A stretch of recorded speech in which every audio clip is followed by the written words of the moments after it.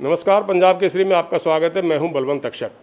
हरियाणा और पंजाब में केंद्र के कृषि बिलों को लेकर काफ़ी शोर शराबा है और इसी मुद्दे पर आज हम बातचीत करेंगे महम के विधायक बलराज कुंडू से।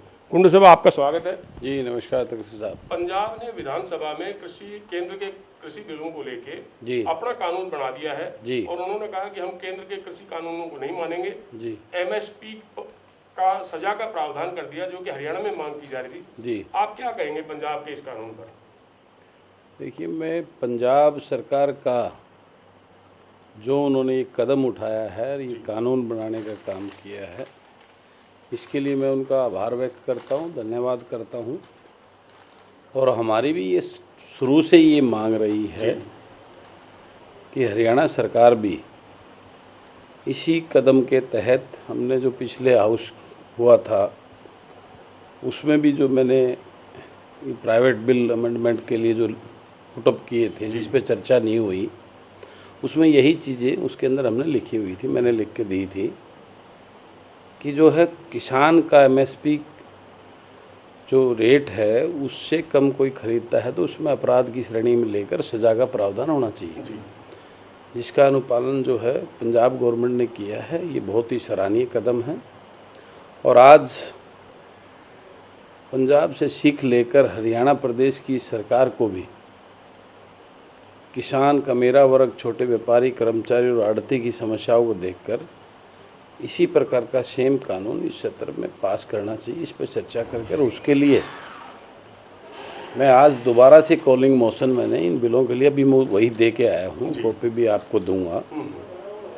और हमारी प्राथमिकता है, मेरी पर्टिकुलर बलराज कुंडू की ये प्राथमिकता है कि आज इससे महत्वपूर्ण कोई विषय नहीं है सदन के अंदर चर्चा करने के लायक। कुंडू साहब, 5 नवंबर से अपना हरियाणा विधानसभा का सेशन शुरू हो रहा है और जो कृषि जो है वो स्टेट का सब्जेक्ट है।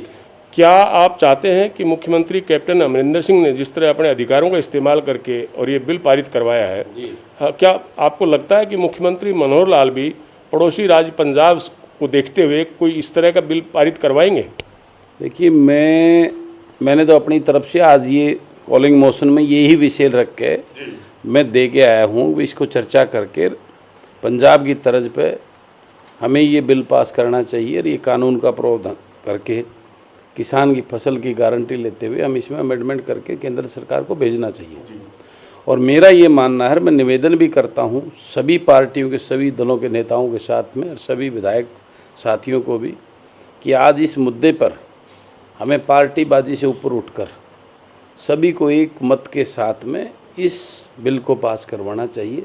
सभी को इसमें सहयोग देना चाहिए, सबको आगे आना चाहिए, क्योंकि हरियाणा प्रदेश कृषि प्रधान प्रदेश है और यहाँ की 70% से ज़्यादा पॉपुलेशन कृषि पर आश्रित है।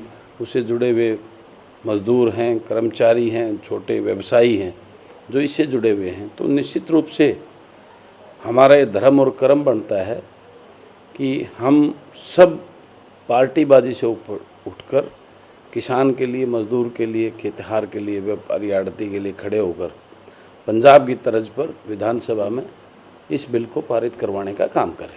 तो जब आप देख रहे हो कि हरियाणा में भाजपा के नेता इन कृषि बिलों को लेकर लगातार पार्टी छोड़ रहे हैं, पहले श्यामचंद्र राणा साहब ने छोड़ी, अब परमिंदर सिंह ढुल साहब ने छोड़ दी है, क्या आपको लगता है कि मुख्यमंत्री और मनोहर लाल जी और पार्टी के अध्यक्ष ओम प्रकाश धनखड़ साहब इन बिलों का इसी तरह समर्थन करते रहेंगे तो क्या पार्टी में आगे चल के कुछ लोगों के और छोड़ने का आपको लगता है कि नाराज़गी बढ़ेगी? अभी तो आप आगे आगे देखिए, ये तो वो लोग हैं जो चुनाव हारे हुए हैं।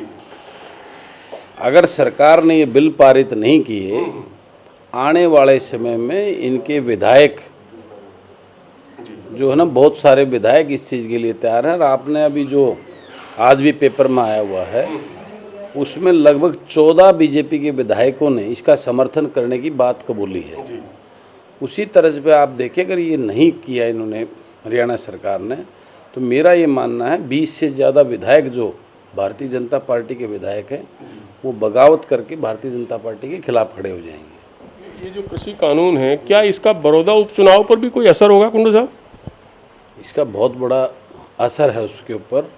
और मैं आपको इस बात का दावे के साथ कहता हूँ, पिछले 10 दिनों से लगभग मैं अब मौजूद हूँ बड़ौदा के, मैं गांव गया हूँ, लोगों से मेरी हुई है किसान और किसान से जुड़े हुए मजदूर, खेतियार मजदूर या किसान से जुड़े व्यवसायी या आड़ती, एक भी वोट जो है ना बीजेपी को डालने वाला नहीं है।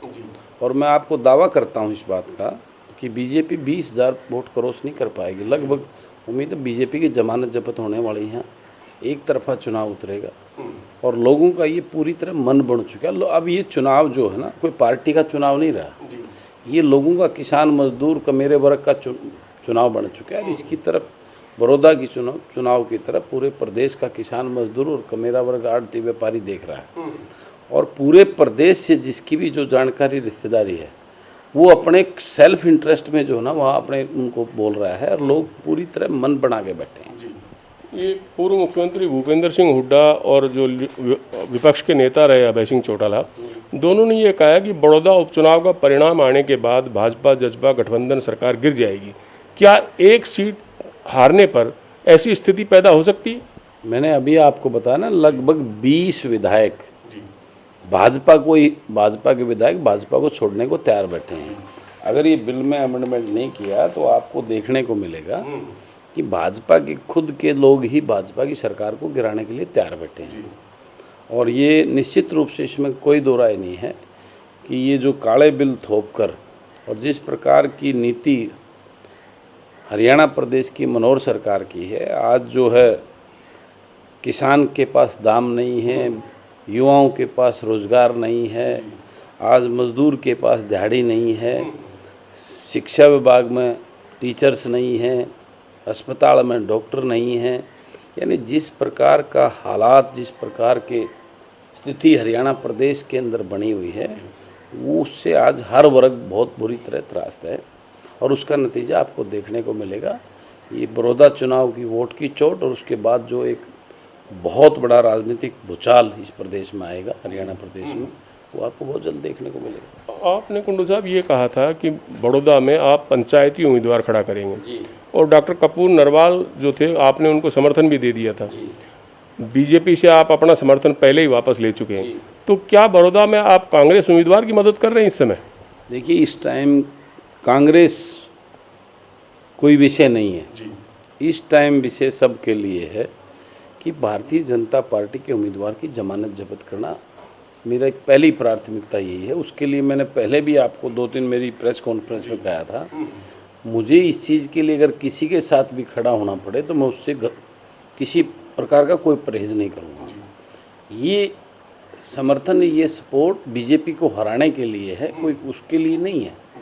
तो इसमें कोई दो राय नहीं। और मैं तो अभय सिंह जी से भी और अन्य दलों से भी अपील करता हूँ, इस पर बड़ा मन करके सबको एक प्लेटफार्म में इकट्ठा होकर भारतीय जनता पार्टी के जो मनोहर लाल खट्टर जी के जो उम्मीदवार हैं उनकी जमानत जब्त करने का काम करना चाहिए। देखो, भाजपा जसपा सरकार और पार्टी को ऐसा लगता है कि पिछले चुनाव में बड़ौदा में बीजेपी को 37,000 के आसपास वोट मिले थे और जेजेपी को 32,000 मिले थे। इन दोनों को मिला के करीब 70,000 वोट हो जाते हैं, जबकि कांग्रेस को पिछले चुनाव में 41,000 42,000 मिले थे। इनको लगता है कि हम 20-30,000 वोटों से जीतेंगे बड़ौदा का चुनाव। मैं आपको एक बड़ा क्लियर कट बताना चाहता हूँ, जजपा की तो 100% वोट वो इसके खिलाफ पड़ने वाली है और इस बात का भ्रम जो बीजेपी की वोट थी उसमें कम से कम 10,000 वोट घटने वाली है, क्योंकि उनके साथ में किसान मजदूर, किसान जो है वो हर 36 बिरादरी में कृषि पर आधारित है। तो इनके अपने जो लोग हैं वहाँ पे जो है ना, आप जैसे ये कास्टिज्म की बात करते हैं भारतीय जनता पार्टी वाले, ब्राह्मण बहुत सारे ऐसे वोट हैं जिसको ये 100% अपना मान के चल रहे हैं। क्योंकि आज इस बात को हर कोई समझ चुका है कि ये चुनाव अगर बीजेपी जीतती है तो इस काले कानून के ऊपर एक मोहर लगाएगी। ये पूरे प्रदेश में इसी बात का जिक्र करेंगे। उस बात को समझते हुए आज 36 बिरादरी के लोग उसमें जात पात का जो ये फैलाना चाहते हैं उससे बाहर निकलकर इनकी बातों में बड़ौदा की जनता नहीं आने वाली है। और आप देखेंगे किस प्रकार का जो एक यहाँ पे जो नतीजे आएंगे, वो 36 बिरादरी एकजुट होकर आज भाजपा के खिलाफ वोट डाल रही है और एकजुट होकर डाल रही है। अब इस बात को नहीं देख रहे हो कि वोट किस पार्टी को, आज वोट पड़ रहा है भाजपा के खिलाफ, और भाजपा के खिलाफ जो है ना, इनको एक वोट की चोट मारकर जो उनकी तानाशाही नीतियों के खिलाफ जो है ना, आम जनमानस वोट कर रहा है। शुक्रिया कुंडू साहब हमसे बातचीत करने के लिए। थैंक यू, धन्यवाद अक्षय साहब। तो ये थे महम के आज़ाद विधायक बलराज कुंडू, जिनका ये मानना है कि बड़ौदा की जनता इस उपचुनाव में केंद्र के काले कृषि कानूनों के खिलाफ वोट देगी और भाजपा उम्मीदवार को शिकस्त खानी पड़ेगी। पंजाब केसरी के लिए कैमरामैन रिंकू मेहरा के साथ बलवंत अक्षक, चंडीगढ़।